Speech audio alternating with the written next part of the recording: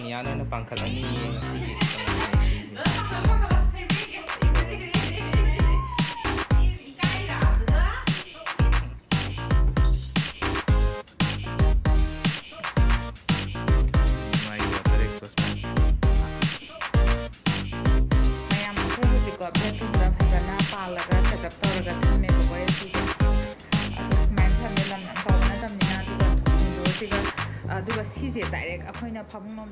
Hello everyone, welcome back to our channel. Mayam kamai tong narige husikan weather sibo Manipur da su ain tab da kitang saga len tai ko ado si puni da yam sare ba sa bhai se mapan thok ta tar su yum manung le da ko yam sare ba ko adu ga khoi ja hana simai na yam sa ba se ai su kaino oi da ba yam kui re Manipur da su lei ta ba yam kui re ba ko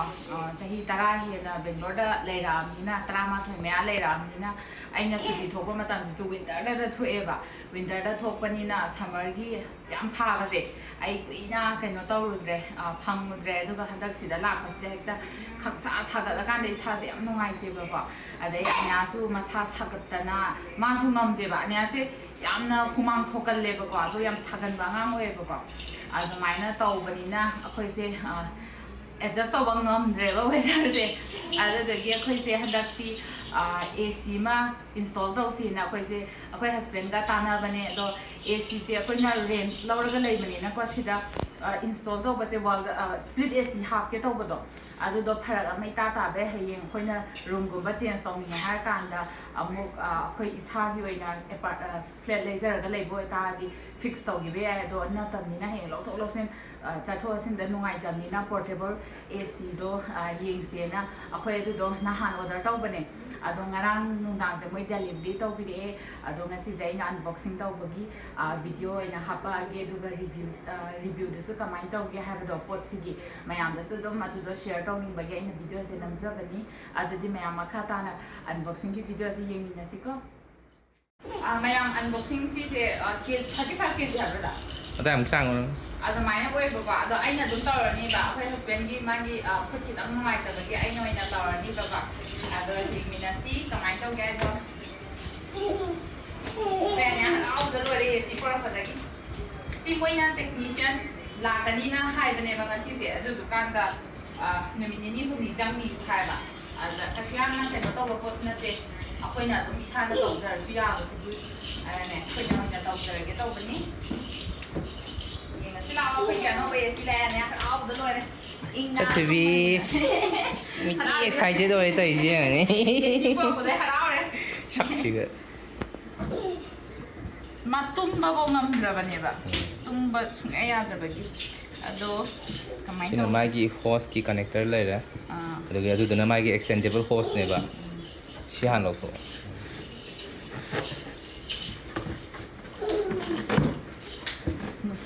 और सी धान लो तो कदम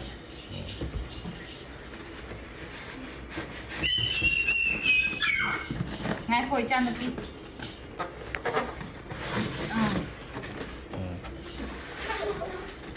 ô xí con những câu ấy may wear tủ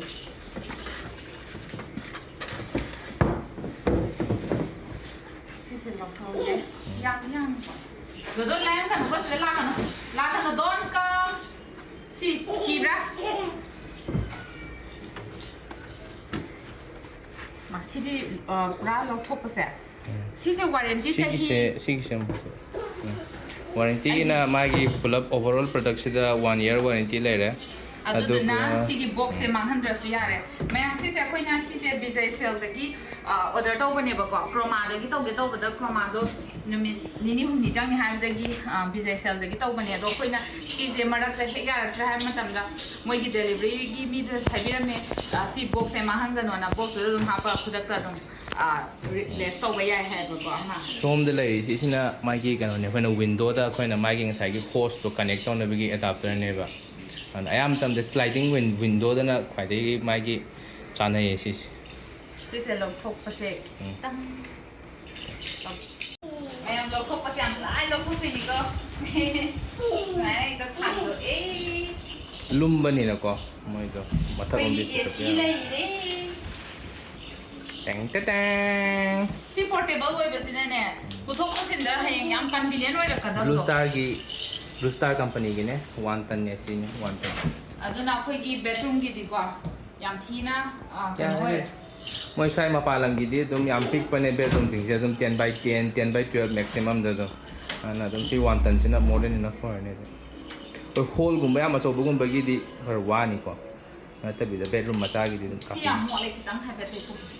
Ko ani ano na pangkal ani ngasi gi kan si. ꯄꯥꯈꯠꯂ ꯍꯩꯕ꯭ꯔꯦꯡꯒꯦ ꯏꯀꯥꯏꯔꯥ ꯑꯗꯨꯗ ꯌꯦꯡꯒꯤꯗꯤꯔꯥ To. ꯅꯪ ꯍꯦꯟꯅ ꯋꯥꯡꯉꯦ ꯑꯩꯈꯣꯏ ꯗꯣꯗꯣꯅ ꯍꯦꯟꯅ ꯋꯥꯡꯉꯤꯅꯦ ꯁꯤꯗꯒꯤ As kain tay sibo. Sa thabi gi se AC han ba lerak pagi khamba lai khurum thoi mane ma se. ꯁꯨꯃꯥꯏꯅ ꯇꯧꯗꯧꯕ ꯃꯌꯥꯝ ꯁꯤꯁꯤꯅꯀꯣ ꯋꯤꯟꯗꯣꯗ adapter ꯑꯣꯏꯅꯀꯣ ꯑꯩꯈꯣꯏꯅ ꯁꯤꯗ ꯍꯣꯁ ꯁꯤꯁꯦ ꯀꯩꯅꯣ ꯇꯧꯔꯒ ꯅꯨꯡꯁꯤꯠ ꯑꯁꯥꯕꯗꯣ ꯆꯠꯈꯤꯗꯣꯏꯅꯦꯕꯀꯣ ꯑꯗꯣ ꯁꯤ ꯑꯦꯛꯁꯇꯦꯟꯗꯦꯕꯜꯅꯤ ꯁꯨꯃꯥꯏꯅ ꯇꯧꯕ ꯌꯥꯏ ꯑꯗꯨꯒ ꯑꯩꯁꯤ ꯃꯥꯒꯤ ꯍꯣꯁꯁꯤꯁꯨ ꯎꯠꯀꯦ ꯁꯤꯁꯨ ꯐ꯭ꯂꯦꯛꯁꯤꯕꯜ ꯑꯦꯛꯁꯇꯦꯟꯗꯦꯕꯜ ꯑꯣꯏꯌꯦꯕ ꯁꯥꯡꯗꯣꯛꯀꯦꯗ ꯁꯨꯃꯥꯏꯅ ꯑꯗꯣ ꯑꯩꯈꯣꯏꯒꯤ ꯑꯄꯥꯝꯕ ꯍꯥꯏꯗꯤ ꯆꯥꯡꯗꯣ ꯀꯌꯥꯝ ꯀꯩꯅꯣ ꯇꯧꯔꯤꯅꯣꯗꯣ ꯑꯗꯨꯒꯤ ꯑꯗꯨꯝ ꯌꯥꯔꯦ ꯁꯤꯁꯨ ꯑꯗꯨꯒ ꯁꯤꯅ ꯋꯤꯟꯗꯣꯒꯤ ꯀꯩꯅꯣꯗꯣ ꯅꯨꯡꯁꯤꯠꯇꯣ ꯆꯠꯈꯤꯗꯅꯕ ꯅꯨꯡꯁꯤꯠ ꯊꯤꯡꯅꯕ ꯃꯦꯟꯅꯕ ꯍꯥꯏꯇꯥꯔꯦ ꯑꯗꯨꯗ ꯃꯣꯏꯅ ꯁꯤ ꯍꯥꯞꯄꯛꯏꯁꯦ ꯁꯤ ꯍꯣꯁꯁꯤꯒꯤ ꯀꯩꯅꯣ ꯇꯧꯅꯕ ꯃꯥꯒꯤ ꯁꯤꯗ ꯁꯦꯝꯅꯕ ꯃꯥꯒꯤ ꯀꯩꯅꯣꯅꯤꯀꯣ ꯀꯅꯦꯛꯇꯔꯅꯦꯕ ꯁꯤꯗ ꯂꯩ ꯌꯥꯝ ꯏꯖꯤꯂꯤ ꯑꯩꯈꯣꯏꯅ ꯑꯗꯨꯝ ꯌꯨꯝꯗ ꯏꯟꯁꯇꯣꯜ ꯇꯧꯖꯕ ꯌꯥꯏꯀꯣ ꯃꯣꯏꯒꯤ ꯃꯤ ꯇꯦꯛꯅꯤꯁꯤꯌꯥꯟ ꯀꯧꯗ꯭ꯔꯁꯨ ꯑꯗꯨꯗꯨꯅ ꯑꯩꯈꯣꯏꯁꯨ ꯄꯥꯡꯈꯠꯀꯦꯕꯀꯣ ꯑꯗꯨꯀꯥꯟꯗ ꯃꯊꯪ ꯌꯦꯡꯃꯤꯟꯅꯁꯤꯀꯣ Rent leibegidi yamna sise convenient oiba hoi mai gi chaba budi koina split AC gina kana bana moina inverter AC orakpaduna mai gi di handarakpa sisina mai budi kharchai aduna mu matung tabada mu koina thama mu ani mu sinare haraga mu madu koina user experience ki adugi mu detail review du mu video amada mu hakacharake aduga mayam kainonta ga haijauge si Maharashtra gi oina ko mai bil se am tange ba ko even अखोइना बेंगलोर ले मतमदा अखोइगी अखोइ 2 days की दुम लेरे ममांग दसो दुम 1200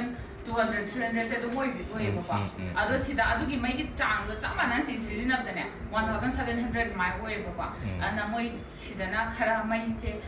bill जे खरा तांगे दुमजी अदो अखोइ से एसी से सिजिनार कांदा पैसा पुदी हेना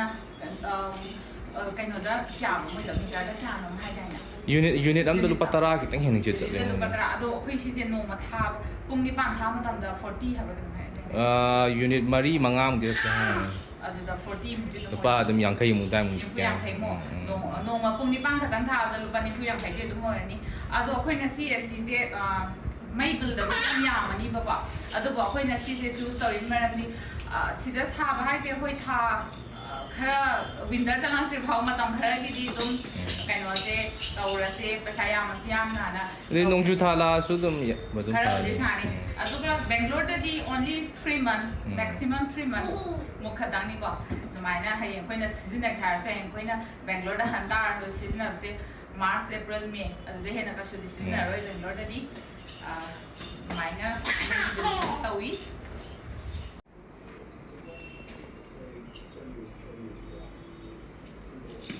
कोई अन्यान ताइसियों को मा सिदगी अइना चीज सब थत्किबदो अनबॉक्सिंग तौबगी अदुदुना मा पारगा उरु उंजरिसियो अस दो यंगो से मामादा कई यंगिनो उरु उंगिबा नको ngawgani इस वांखटकेगा तोइबा ngang तेरी ता लौजरुई मैम सिदा इंस्ट्रक्शन मैनुअल यावरे को अदगिदी रिमोट सिदा लेरे अदगिदी सिना ngसागी होस्ट तो अदु कनेक्टर दु गी कनो तौनबा मोइगी कनो से नट नुंग खरा हापे अदगिदी पाइप सिदा प्लास्टिक की पाइप मचा मसो हापे दो मथंग इंस्टॉल तौर यंगमिना सी सिदा सु दुम पारगा खदी दुम खंगबा ngamni मैम अखोई बेडरूम दा पुसनद्रिङैदा सिदा अमतम टेस्ट तौरगा येंगसिना तौबने अदो येंगसे सिदा मागी मोट याम सुतीरी दखना चलो सिदा मागी मोट सिदा को कनो लेरे humidity gi leire fan mode leire dedi AC gi leire sina auto kaino gi leire ko swing tawbagi mathanda ka du da nusit khai hena chai thokna bagi leire sigi humidity sidana nongumba chubada ising maning gi tanga yam wang bodo adu do khara phana bagi oirani sidana ko somna magi fan gi speed khara yam pamba dedi nemhan ge wanghan ge du loi leire ado khisu thar kam tangenge aduga mayam si je temperature se kwa split AC dana lower dum ya bane 10 11 bo aduga sigi portable jadi maximum akhoina kaino taw de se 17 bau dang yai ba kwa adu dum yai dana ka da kaino taw ba gi de yam hen na kaino taw ba su kana de 17 bau de dum yaiก็เลยเท่าไหร่ยังสิ่งส่งกัน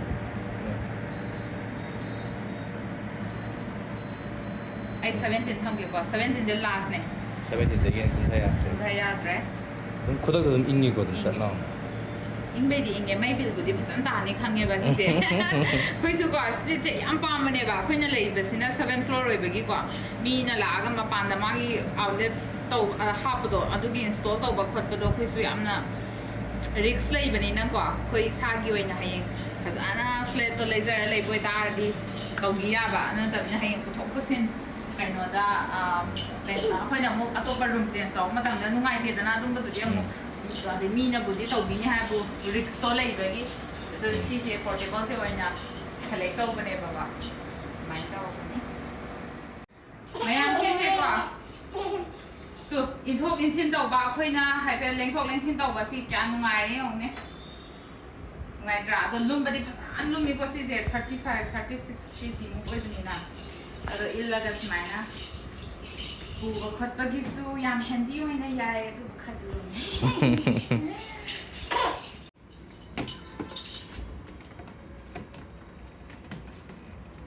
Ini namanya water exhaust pipe. video marak that na mayam akhoi su ko evening gi singju amaga sigi jalebi sida tawraga changanga sathoki ge duga video se mo makhata na mo install to bagi video se yemina siko mayam akhoi hoji ko bedroom da phasana palaga setup tawraga thamme ba ko si se adu smile thame lam yam chawna tamnina duga window siga duga si se direct akhoina phamung nom da su 100 dana aduna angang tumba da su direct ge hendap do aduna nungaire tu duga akhoi gi ngau sigi mappa sida simaina tawre ko adu si se akhoina sigi kaina se slider unit se si se yamna kaino oi badi oi dre moi kitang wa leba ko ase carton box na mati ama sammi se yam wang kaino toram tre tu dukan da si se si da drill tor kan nga sa ina utkiba nat nung do adu pha ga dam ne ba do khoina si da rent lower lei bani na amuk si gi khutpa khotpa taw do nungai tre da na isa gi na tam ni na adu du gi khoi na dum smaina taw re ba ko tep solo de mai hore yeng ba da do yeng ba da thizara su se wai ba sina khoi pha re da na masagi yauzar ko ne si je mai kind insulation tape ne ba kaino taw da na do nga sa ina utkiba do po bagi saru khra yaw sai da mai gi kitang gap kitang ga lei ba do si pha nam ne ba do myam budi lei ri ba do khoina pamu bagi ko si kha to ra ina suru tep singa ka nap sangra se na nap salle aduga mayam si je mai jam taung chan pani na ko 16 amps ki socket kum bada oina thinbio normal socket padi to bino mai chaw na ko khoi su mai asom dai la ine ba asing ki di si je AC gi power point ne moi pyramid se aduga sida moina hotlaga AC pipe puthopam khopam loi semam gadab se si gi apartment sida moi gi si gi unit si ka tangoi ram ni semam dri se atai mi loi AC pa le ba ko ada hoi akhoi gi ona du da bu de khoi hare kan da mana yani hutlu kholu ha du tar so khoi na hut pakhot ba do khoi gi kaino stock dam ni na ta khoi na khoi gi oina lei be suna dam ni na nungai roi na ko do tau dre ado si gi hose is extendable loi ba do 6 feet muk ne ba ko ado dum sida konsalam yam lei se dum sangdon ge puthok pusin yai adu gi wa budi du dukan da si gi pipe se sisagi ising ta han ba do aduna bucket masa ma tawraga ko adom ai kang kha da insala thambro si yare ngang nei bani na aina hojiki de sigi kaino sida ball si roina thambane ba adu dai di ai chana bi se yengo ba AC thabadagi ingbadagi ko aina मा फेजुका सुप्पगा तुंग्रेबको कुइरेबा मासे स्माइना फेजुका थेंगनागिदबा अदुना याम नुंगाइना तुमजरे ngasidaidi makhonbudi kitang hawe du etar sudum yare manageable ne sidi kai aduni mayam ado mayam ai CCG pot se phajana ko season adrina ahamba season banina tham leira kanda ko magi isigi portable ACC gi review gi blog ama ai phajana namjara ke ba haidi thama haidi handak April hobadane ba ko day 2 dane akoina si install tawrise aduna tha horakpada wemnina mai gi bill su kayam chatli adagi di purchases na bada kamai tawi khole haiba ma adugi details ki blog ama ai phazan semjarake mapalam da lebe chini naw singi di yang kan ani hain khale sigumba portable AC se ko yumda split akoi isa gi yumda budi split AC na nungai ado kaino tawdaba chini naw singi di mapalam da lebe yum kaino gi rent oina lawraga leiba matang matam gi matungina thabak mafam gi yadadana hongba khotpa myam Ywrakpada akoina adum carry toraga puba yaba sise yam nungai na khale ado adugi blog amasu ai in details oina phajana semjarake adon mayam video selection ringai gi mamangda ai hoziki one ton CC gi price matang da kitang haijaram ge sise akoina market price da 39000 to mai lebine ba ko kaino Flipkart kumba Amazon da di ado Chroma store gi website ka aduga bizai sales da di huzi 31500 maina leba ko koisu du da lebane ado physically koina moi gi store du da chatla kanda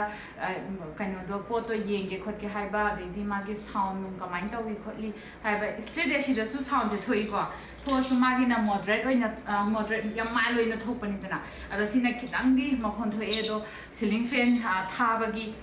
chang da thopa makhon do admai dum oeba ko ado isana chapiraga moi gi store da gi hana gi thopi ge su yare adu ka da store da chalaga direct book to da di pesa kitang hingale adu ga moi gi website tu da gi kap ko itar di adum 31500 da phang bane ba ko ado mayam su leibining ba mapalam da leiba leibining ba lai tar di ai ma gi website Chroma store ga adai di business gi website tu su description da hapchar ge mayam su check out to bio